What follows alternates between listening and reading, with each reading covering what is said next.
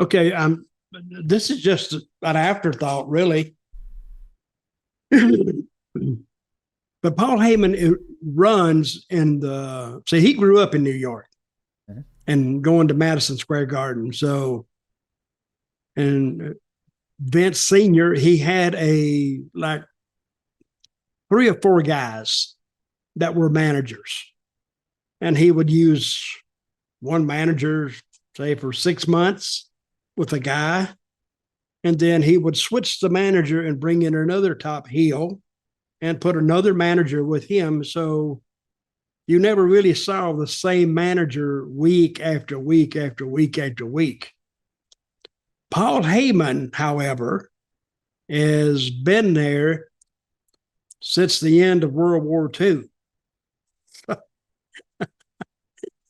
So, and I think right now, unless they watch it very closely, Heyman suffers the fate called a burnout, because if you see him, and I mean, his interviews are good if he has something to talk about. But Paul Heyman is Paul Heyman. He doesn't change from week to week. He didn't change from last year. He won't change next year.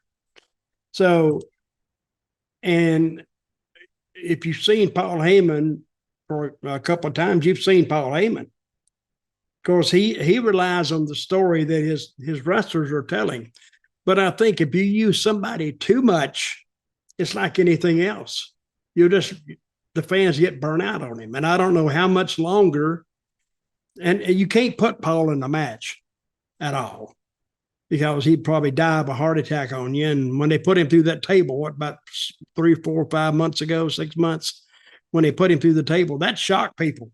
It shocked me that he would go through a table. And he went through all that turning with Roman and this, that, and the other. And now he's with Seth. And so I'm saying, I don't know what is left for him to do. I mean, on camera. So maybe if they would give another manager a decent run at it, and we'll see what they can do. But I'm just saying, I don't know if Triple H hears this podcast or not, but I would be very leery of Paul right now. And I'm not saying he doesn't have talent. He has tons of talent. It's just that people have seen him too much. So that's my take of the day.